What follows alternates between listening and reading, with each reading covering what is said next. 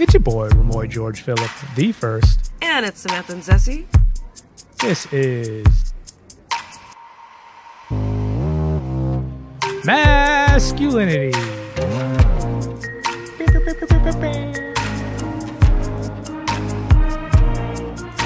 The show that investigates the performance of masculinity in the world today. And you know we spell it with a hard K. So, Remoy. Yes, Samantha. So we're recording this a bit before Christmas. Yes. Well, I'm wondering, do you have any plans for that day?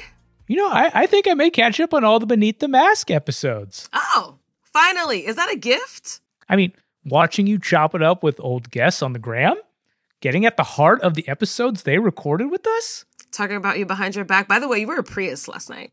I was a Bugatti, just want to say. Wow. You know, I'm going to take that as the best gift Santa could bring. And you, what will you be doing on Christmas Day? Well, I'm going to be hanging out with my fam bam, which I'm really excited about. We're also recording this before New Year's. Any plans for New Year's, maybe? That may be including kissing your fiancé? Well, I'm probably going to focus on recovering. I thought I was going to have a party, but I don't think that I will be. I think I'll probably just be asleep and watching movies. But yeah, I'll be excited to be hanging out with him. And I'll also be thinking about what went on this year. You know, I'll be thinking about what I'm grateful for. And actually, maybe we should get that started now. You know, I think that's a great idea. We should, but actually, I think we have a guest with us. Welcome. Hello. Oh, is that Jake Sticka, NGM co-founder? I'm wondering, what grateful things are we talking about on the show today? You know, do I get to refer to myself as Jake Sticka the first on this show? Are you the first? I am. My dad's Peter, so that makes me one of one. Nice. But today we're talking about an attitude of gratitude. Yes, we're talking about the top 3 things where each of us are grateful for from this past year, and we'll say thanks to all of that. That's coming up right after this break.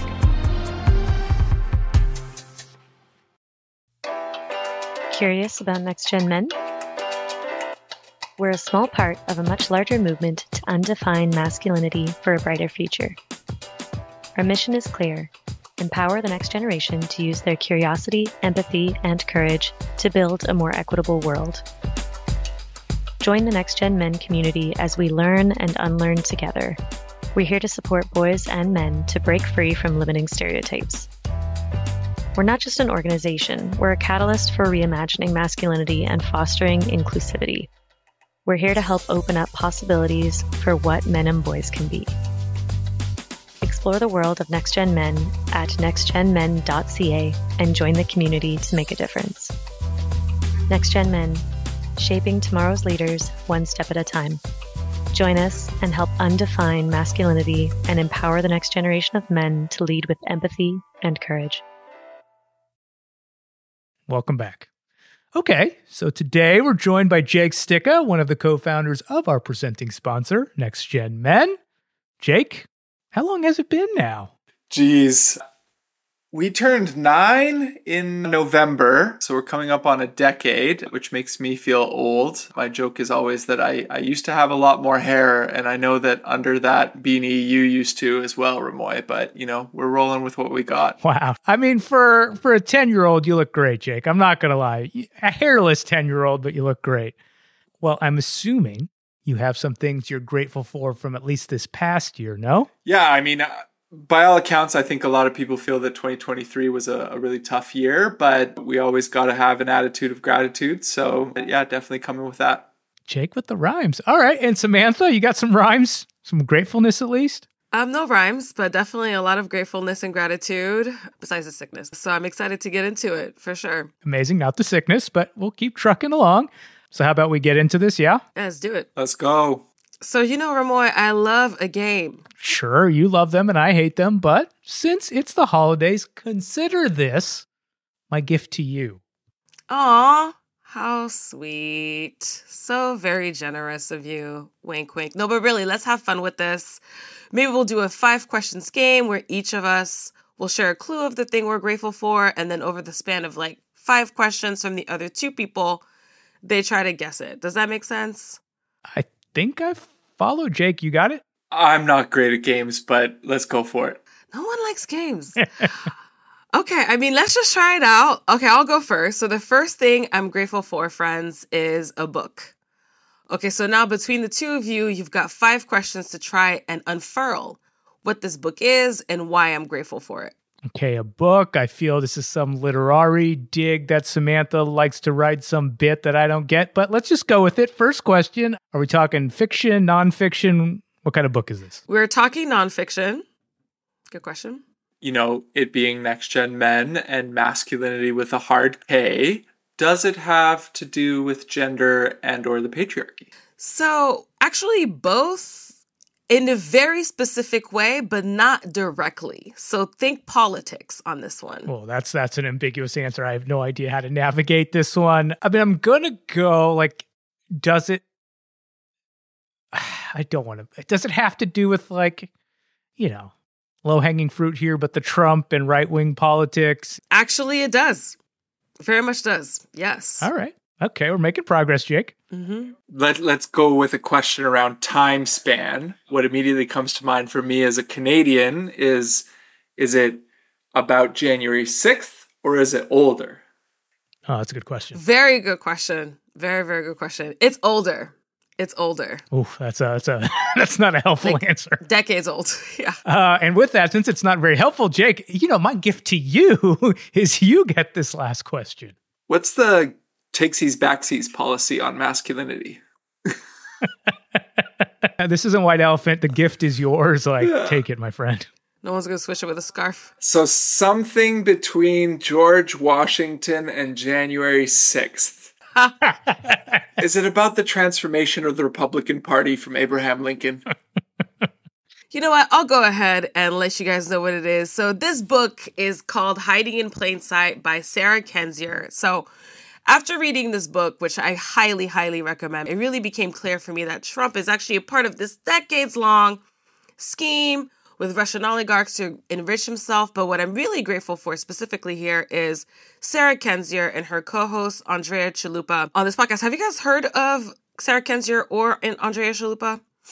Can't say I have. Can't say I have. However, I'm very tempted to offer a correction on Chalupa to Chalupa because I have some unique experience as a Czech Canadian to know the impact of Russian oligarchs. Oh my goodness. Shout out to you, Jake, for the Eastern European knowledge.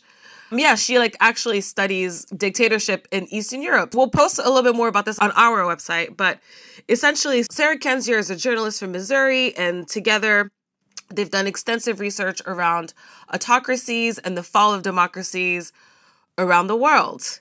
So I'm really grateful for truth tellers like Sarah Kendzior and Andrea Chalupa, who continue to speak truth to power and hold the old boys network in politics accountable. And that's on their podcast, Gaslit Nation, and in their writings and films. I'm guessing neither of you have listened to this podcast, Gaslit Nation, but I highly, highly, highly recommend it. Adding it to the queue, yeah. Same here. And so they've been really loud about the truth. And even though there's an apparent gaslighting strategy, which no pun intended here, that you'll see on social media and even on traditional media to invalidate their work, they've held strong. So women having their work undermined by men and the general public? No. What? Unheard of. No. That's outlandish. Well, I think I'll take my turn now, and I have a book that I'm grateful for, but actually it's a play that premiered this year here in New York City, and the play is based off a very special book, one that I actually reread this year, and it's the thing I'm incredibly grateful for. So a hint. I'm going to give you the hint to get us started. It was actually initially published in 2015 and was a Man Booker Prize finalist. Also, it's not a short novel. It's a beautiful, at times challenging 700-plus page tome. And now let's start our questions. Samantha, you go first. Question 1. Eek. Okay, does this mean that you finally admit that you're part of the literati? No, just kidding. I have to say, 700 pages... I don't think I know a book that's 700 pages that's come out in 2015. I was going to say Anna Karenina or something. Or what's the other Tolstoy one? Crime and Punishment? War and Peace. Yeah. So is this an American writer? Yes. Okay. Jake, you're next. male or female? Female. Good question. Samantha, question 3. Does the subject matter include like love in any way? Any kind of romance in there? That's a very good question because that's probably one of the reasons it's so special. But yes, there's a lot of love in the 700 pages, but characterized in different ways, in very particular ways, and in very harrowing ways, especially. So, Jay, question 4. Is it a historical novel or a contemporary one? Contemporary. Samantha, you have the final question. Damn it. American writer, female American writer with some love. It's 700 pages. It's harrowing. Is this author a millennial? I don't know their age, but they probably, I would assume, are around my age, so late millennial. Yeah. I'm guessing none of you know what this book is. Okay, hold on one second. I have it right here. Nice. It's called A Little Life. Have either of you ever seen this cover before or read this or know this? Yeah, our former marketing manager, Sarah, and I were considering reading it together, but we didn't get to it, so you beat us. What stopped you? The fact that it's a 700-page tome. Facts. Fair. Well, let me try to market it back into the book club's bray. It's this epic story about 4 male friends. And this may sound over the top or exaggerative, but I can't stress enough. Every time I recommend this book, I say the same thing.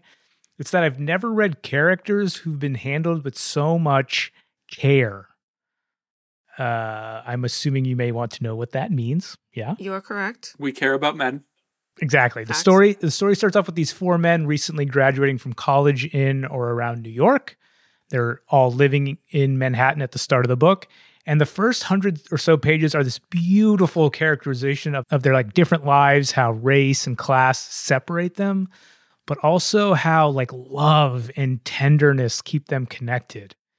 And like I said earlier that they were handled with such care, well, the author's name, Hanya Yanagihara, she's a female author writing about these 4 male characters. And I don't want to be too gender specific here, but that may kind of explain the fact that there's this specific sensitivity in how these characters are handled. Does that make sense? Compare and contrast, I think there's a valid criticism of how often male authors don't write female characters as whole and complete characters. So it's really interesting to have a female author handle male characters with such care and consideration as you're outlining here.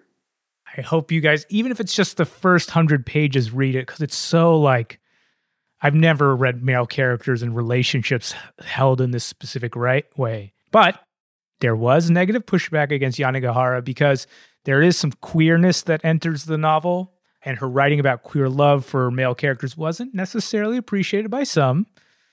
She's not a gay white man, so those queer choices were critiqued. Also, I've repeatedly said about the care, right, especially in the beginning. Well, as we fast forward through the book, there's some awful, capital A, awful violence that enters the fray. So readers and critics have given her demerits for that as well, about how violent it gets. But it's kind of in contrast with that intense violence, you get to see male characters show a very tender love and support for one another and longing for other men to find help and want to help one another and hold one another. So the book's not perfect is what I'm saying, but it's a very staggering read. The first time it was, and even more so. So have I sold you? Yeah. I'm also very impressed by the fact that you read this 700-page book twice. That's amazing. I just have to say. I mean, I'm that grateful for it. That's why. That's a very thoughtful answer. One thing, actually, I love what you said. I feel like we've talked a lot this season about how, if the performance of masculinity is inherently built into the way that we think about the way that men and boys behave, because they've been nurtured to do so. One of my thesis points is that, men have a lot to learn about women in terms of nurturing, building community, having care, fostering these relationships where there is support and understanding with one another. And so this female writer writing about these male relationships, I think really speaks to that. So I really appreciate this choice. Yeah. And to your point, Remoy, about the capital A violence that enters, male socialization is violence, right? And we're taught that from a very young age. So I'm not surprised it played a central role in the book, obviously not knowing what it is. But, I've coined this turn of phrase, paper cuts of patriarchy, in some of my presentations. And I actually had a guy come up to me after and say that he was really triggered by the slide. And I was like, oh, that's interesting. Like what part of it was triggering? And he's like, it's not a paper cut, it's a gut punch. Like it wasn't violent enough for him. And so I'm really curious to know how that shows up now. Yeah. The violence is real, and it's real enough to where like at times you just got to put the book down. You just literally have to, you're like, my goodness, I need a beat. I need to breathe.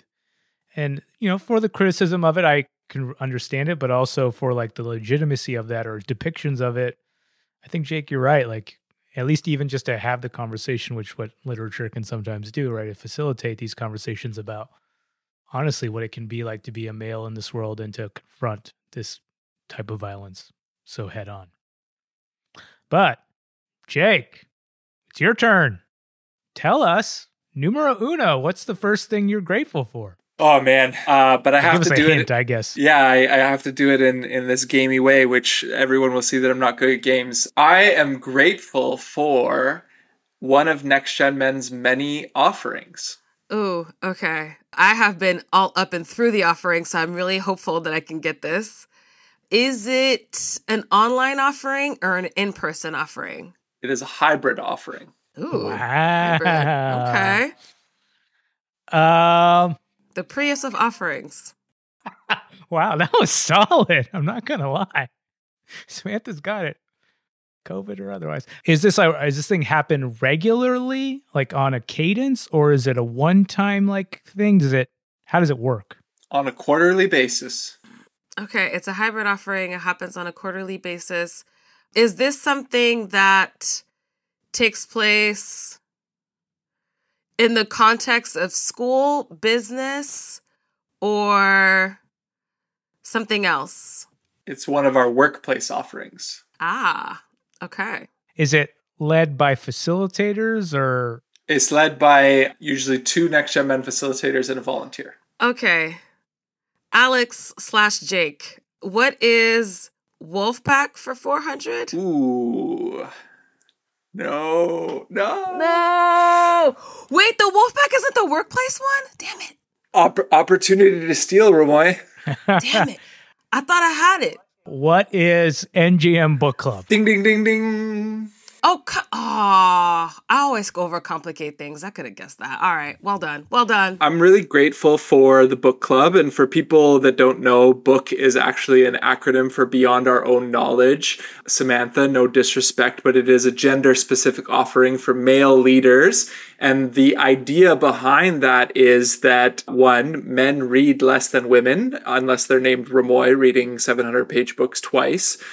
But secondly, a lot of men in workplaces read, Peter Drucker, Simon Sinek, Seth Godin, Ryan Holiday, like all these amazing authors that I love reading and learning from, but they're all white dudes.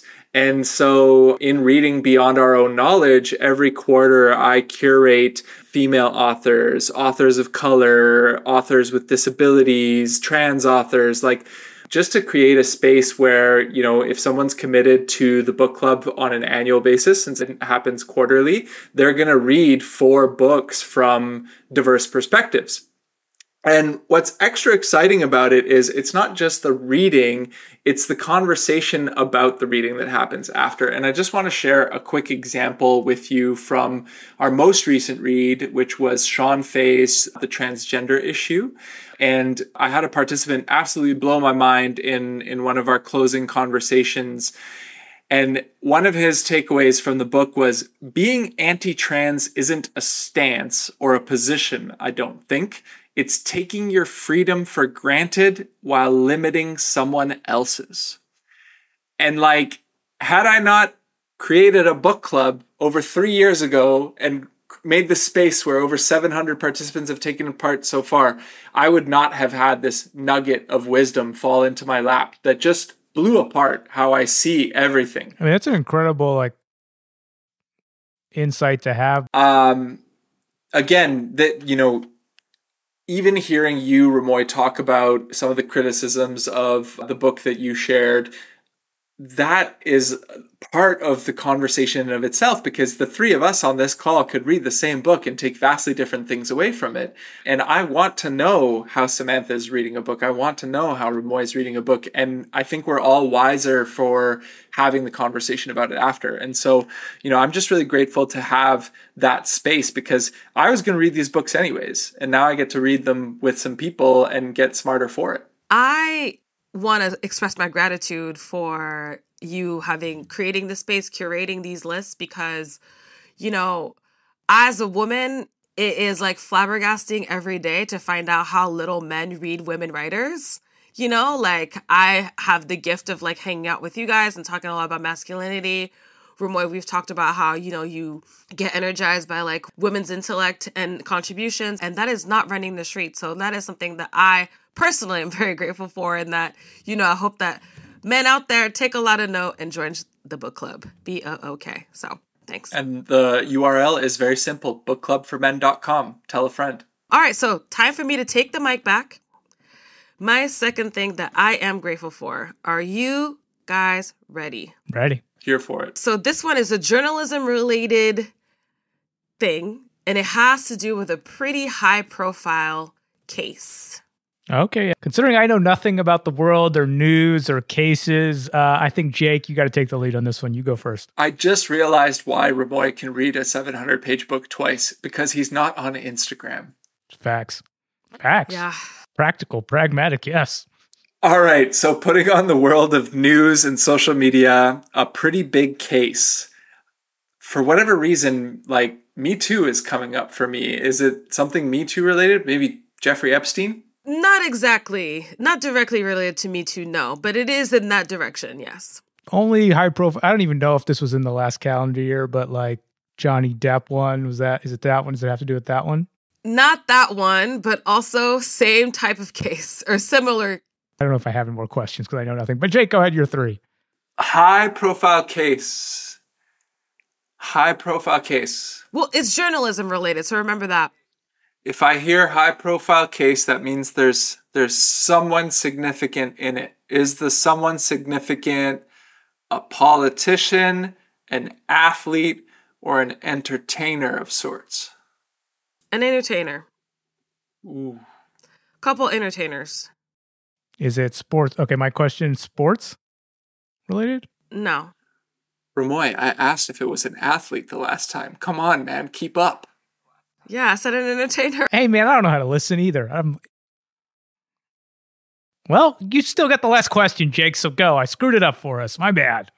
And it's not Johnny Depp. You're very close. You're so close. Are we? I think it was right after. I think it was right after the Johnny Depp case, this case. It was either right after or right before. I don't know, Alex. Back over to you. Okay. I am very grateful for a journalist named Megan Cuniff, who was covering the United States versus Tory Lanez. So I'm continuing with this theme of accountability, and it's important to really have public accountability for violence. So specifically, I'm wondering, do either of you know about the story from this year with Tory Lanez and fellow rapper Megan Thee Stallion? Absolutely not. I've heard of these names, don't know anything about what's going on. Okay. Or went on. Nothing. Zero. Zilch. To be you. Ignorance is bliss. To be you, yes. I, as a Canadian, know that Tory Lanez is Canadian, and he is part of the Toronto hip-hop scene. And I do think I saw some headlines about this, but I don't think I read anything beyond the headline. All right. Okay, so let me put you guys on game. So essentially what happened, to really, really high-level cliff notes, Tory Lanez was alleged to have shot Megan Thee Stallion in the feet when they were partying. He was drunk. He called her the next day being like, I'm so sorry, I'm so sorry, I'm so sorry, but then denied it and denied it and denied it. In the public eye, his team organized this whole smear campaign all across social media that essentially completely ignored hard facts about the case. And this smear campaign was able to gain such traction online that people did not actually know what the details of the case were, which were that there were eyewitnesses, which were that he had in fact shot her in the feet. So ask me why this is relevant for our conversation about masculinity. Well, Samantha, please tell us why this is relevant. Okay, Jake has an idea. First of all, I can't wrap my head around that. Like, you could deny maybe like stepping on someone's foot or say I did that accidentally, but pulling out a firearm and shooting someone in the foot, I do not know how you deny that. So first of all, I'm flabbergasted. And then over to Remoy for the question. Samantha, why is this related to masculinity with a hard K? I'm so glad you asked. So the reason why this is related to masculinity with a hard K is because this is an example of a guy who clearly committed an action, had hard facts that were actually available to the public about the case before it went to trial. The pre-judgment details were available. However, people were so eager to make sure that this fellow Black rapper, who happened to be a female rapper, was not taking down, so to speak, this Black male rapper, that they focused on how to save Tory Lanez, free Tory Lanez, with no regard for her. The focus then became on what her sex life was. It became on who she had been with, things that had nothing to do with the case. Now, who I'm grateful for in this story is Megan Cuniff, who is the reporter who actually brought facts of the case to light on social media. She would actually go to the trial, and then after the trial would tweet her little summary of the day so that people knew what was actually going on in the case. And as that was happening, it became clearer and clearer that there was no case for Tory, that he had obviously done this. And why that's important is we've talked here a lot about misinformation, all efforts to maintain a patriarchal status quo that essentially invalidates survivors' voices and experiences at the expense of their safety, their authenticity, and dare I say it, the perpetrator's authenticity as well. So I'm just continuing to be really grateful for truth tellers, whether they're traditional journalists or podcasters, for really letting us know what is actually going on. And I'm very hopeful that these types of decisions, holding men accountable for their actions, will have some sort of ripple effect. You know, we don't have local news anymore holding people to account. It's mostly just copy and paste kind of news wires and stuff. And so it's really important to have these truth tellers holding truth to power, especially when kind of the media ecosystem is eroding under their feet. And the worst part is that people are gravitating to stories and not facts when they think of news. So yeah, props to her. Well, speaking about global perspectives and journalism and podcasts, I'm going to just pivot to my second thing I'm grateful for, which is a podcast-related project that I'm working on currently. Okay? So it's going to be a long hint, but just hear me here. I'm grateful for this activist theater company from India, how they came to the States to teach their political ways of theater making to a local collective here in New York City. I'm wondering, actually, if you two have heard about activist theater before. No. Only marginally. This theater company has actually, for the last 50 years, been fighting for workers' rights in New Delhi. They've worked throughout India, but what they do there is create performances primarily for workers' rights, okay? So if you think about all the Made in India stickers you may see on your clothes or other goods, those are made by different factory workers, correct? Right? And so this company, Junam, is what they're called. They create theater to mobilize these workers. They create performances that show them how there's a larger capitalistic system at play and how they can better organize, or scary word, unionize, if you will, to fight for better labor rights. They've helped orchestrate some of the largest strikes in New Delhi. That hasn't always gone over well with the government or even local factory owners. They've been attacked. One of their co-founders was actually murdered while they were performing a play, which is scary to say the least, yeah? Yeah, no kidding. Jeez. Okay, so back to this project and what I'm grateful for. I spent 2 weeks with Junam when they were here. I recorded a majority of their work, and now me and a small team are turning that into a limited podcast series. So, with all that backstory behind us, you may be wondering how this is connected to masculinity with RK and why I'm grateful with it. So, I'll let you actually guess. Why is it I'm grateful for this experience? Samantha, start us off. My first guess would be that it's creating agency for folks, being able to have agency in creating their own narratives and to be empowered, essentially, in a system that may be not working for their best interest. I'm definitely grateful for that aspect of it, but there's something more specific about the theater company explicitly that I'm grateful for at least for this exercise. Jake? Man, I got nothing, but I just I want to project my own curiosity around this because I've been thinking a lot about, China and India and the shifting kind of polarity of power in that part of the world. And, who am I to say about any of this? But, things I think with China are probably not where we would want them to be. And I think there's an important lens to what's going on in India, the quote unquote mother of all democracies, of, supporting and upholding democracy itself versus moving towards more of an authoritarian bent like China. And so that's me just projecting my own curiosity and interest onto this. And I'm at the edge of my seat for the outcome. Isn't much of a question there, but I'll leave it. Well, it's called that question too, but you're right. Like India specifically and Jannam itself is trying to oppose this, but their kind of freedom is kind of in question because of a government that is moving very, very authoritarian, which a lot of people in the West don't know. They just think India is full of yoga and curry, which is fine, I guess, but there's some really awful things happening there, really scary things. So I'm at least glad, Jake, you're flagging that at the moment. Question 3, Samantha. So in terms of this theater, obviously our show is called Masculinity with a hard K. Does this have anything to do with switching roles or something like that? Where the conversation of masculinity? Yeah. That's a good question.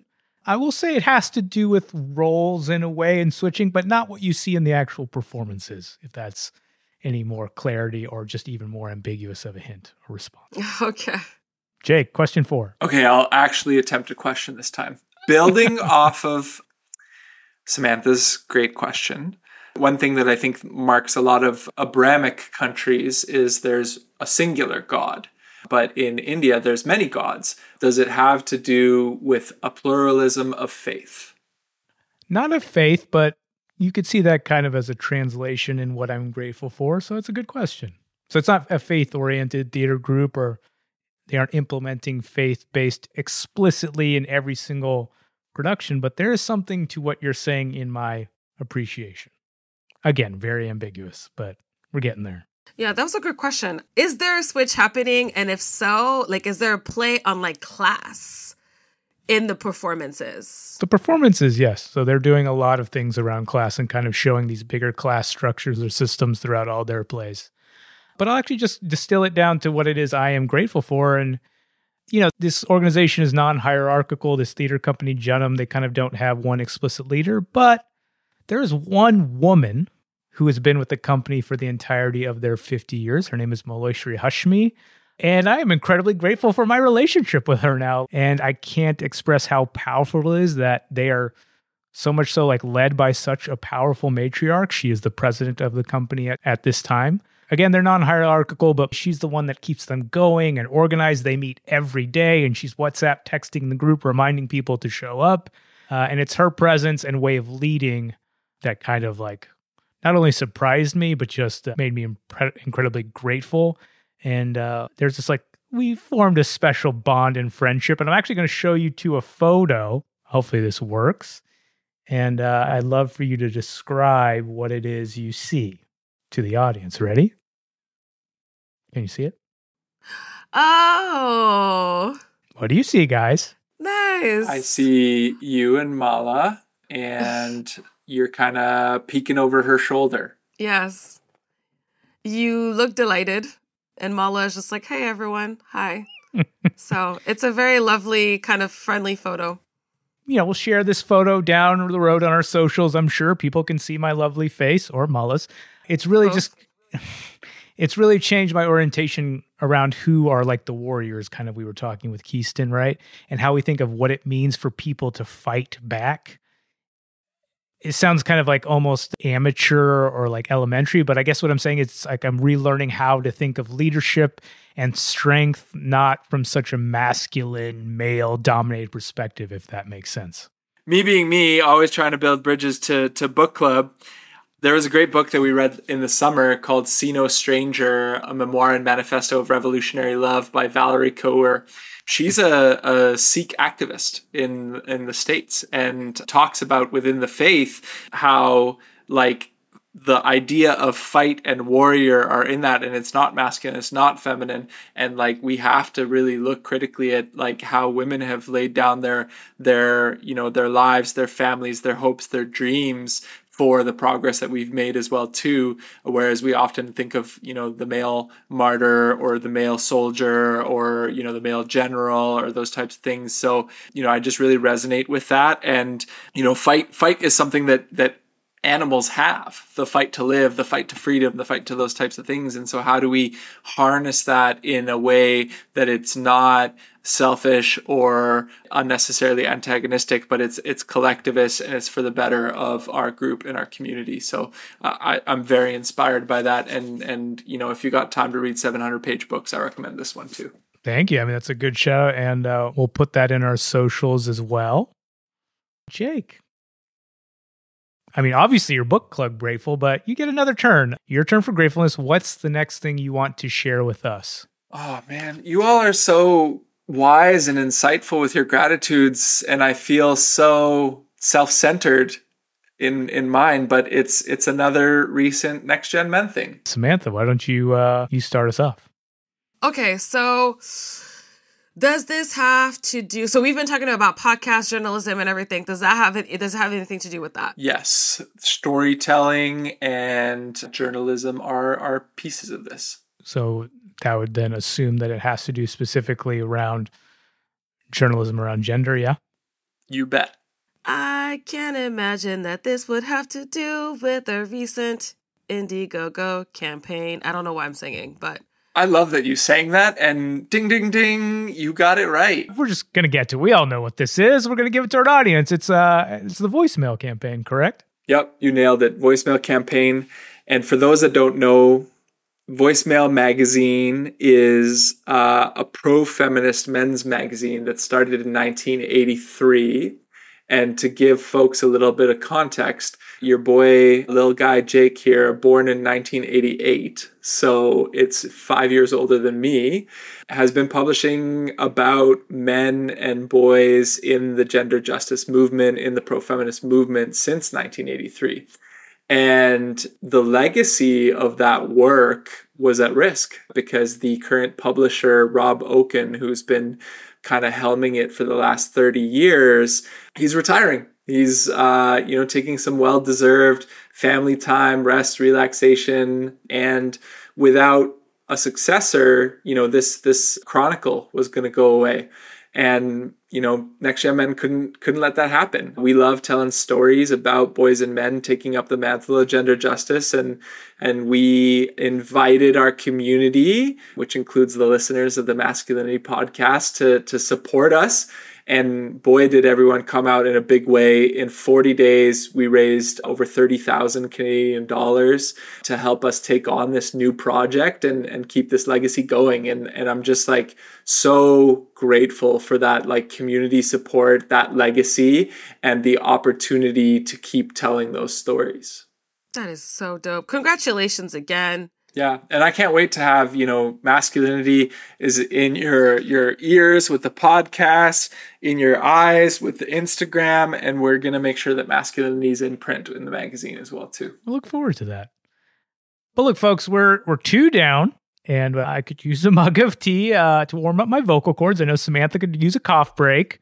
What say you to us taking a short break and catching up on our last batch of gratefulness after the break? Facts. Okay, well, we'll get back to it right after this. I actually found out later by a friend that Matthew tried to kill himself after that. What does it look like to go from a perpetrator of violence to an undaunted ally for those who are vulnerable? So, that made me feel really guilty. and I couldn't eat anything, I couldn't sleep, I couldn't do anything. I mean, I thought I deserved what he got. That's when I started talking to you. This is the story of Lewis, a 12-year-old who went through a remarkable transformation to become the young man he is today. It's also one of the most powerful things I've ever recorded as part of Breaking the Boy Code, a podcast centered on the inner lives of boys and what it looks like for parents and educators to raise the next generation of men. Created in collaboration with Next Gen Men Podcast Network, listen to Breaking the Boy Code podcast wherever you get podcasts. Welcome back. Okay, so we were in the process of sharing our top 3 things you were grateful for from this past year. We just covered 2 things each. Shall we remind our listeners? Samantha, what were the 2 things you were grateful for?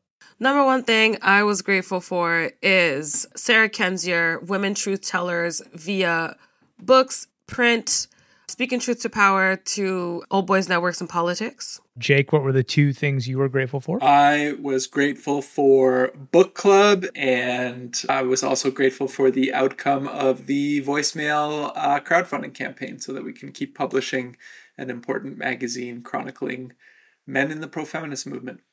2 strong NGM initiatives from this last year. And I was grateful for the male characters in the novel A Little Life and how that they were characterized, as well as my experience working with this South Asian theater company called Junham and the women specifically in that company. Now, we're at our last piece of gratefulness. Samantha, will you do us the honor of introducing us with a hint to what the last bit of greatness is you want to share with us? Sure thing. So I do have another podcasting piece that I am grateful for, and that's actually the only hint I'm going to give you. Okay, so I'll take this one first. Is this like a narrative podcast or like a conversation podcast? That is a great question. It's a conversation podcast, I would say. Is it part of the Next Gen Men Podcast Network? It sure is. Well, I'm going to say it's got to be Modern Manhood. You're grateful for Modern Manhood, right? Shout out to our pod bro. Absolutely 100% grateful for Modern Manhood. Herman Villegas, wherever you are. Hope you're having a great day. But it's not Modern Manhood, yo. Even though I am grateful for it. Way to knock one down for me, Remoy. That means the plot thickens. It is either our boy Danny and Oreja Peluda, or our boy Jonathan and Breaking the Boy Code. Or what a twist! I don't know what question we're on, but I'm assuming it's the MASKulinity Podcast. It's the MASKulinity Podcast. Yes, I'm super excited to be back. I'm really grateful for this conversation. I'm grateful for the partnership that I get to have with RGP1 every week, creating this podcast with Next Gen Men as a sponsoring partner. And I'm grateful for the conversation because one thing that, I haven't shared on the show is like, I'm a woman in this masculinity space, and I always talk about compassion and accountability, but I don't talk a lot about anger. And a lot of times I get really pissed about the patriarchy. Like, it's not always like, oh my goodness, let's think about how to make people feel good. Sometimes I'm mad and I want to punch someone, like Jared Kushner, for example.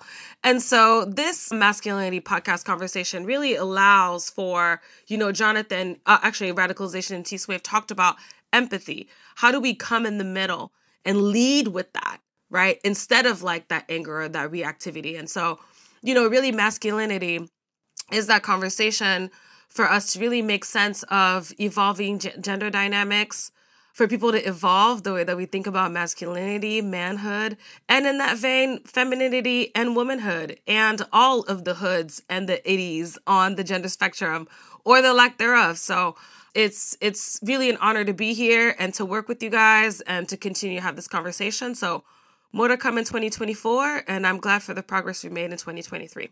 So, Reach. Remoy, I will pass the mic to you. Okay, well, I'll keep it masculine related. But specifically, I'm thinking of something from our last episode called Home Alone for the Holidays. There's something we discussed in that episode that I'm incredibly grateful for from this last year. I'll let you go for it first, Samantha. Try and guess what it is I'm grateful for. Okay. Well, Justin Lee always shares some dope tips and tricks for, maintaining boundaries and dealing with your loneliness over the course of the holidays. So I am going to guess that it has to do with mental self-care. Yes. Not that you would ever use those words, but...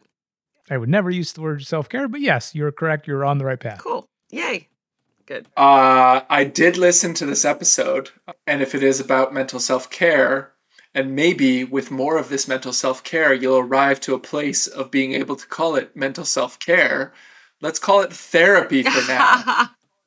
I mean, we only needed 2 questions for this one. Yes, I am very grateful, not only for therapy, but I've been in therapy for just over 2 years, meeting every week with my therapist. And I can't express, what an important tool and source of refuge it's been in my life. I'm wondering if either of you have told the story or expressed how it came about. Do tell. So yeah, basically 2 years ago, I found myself at a very angry state. I felt like I was on the verge of losing all my close relationships and good friends. And it's just like I wanted to blow up at everyone and anyone for reasons I couldn't find the words for. And I was just furious all the time. It was in my mind, but I also felt tight in my body and angry and always fists clenched and muscles clenched all the time.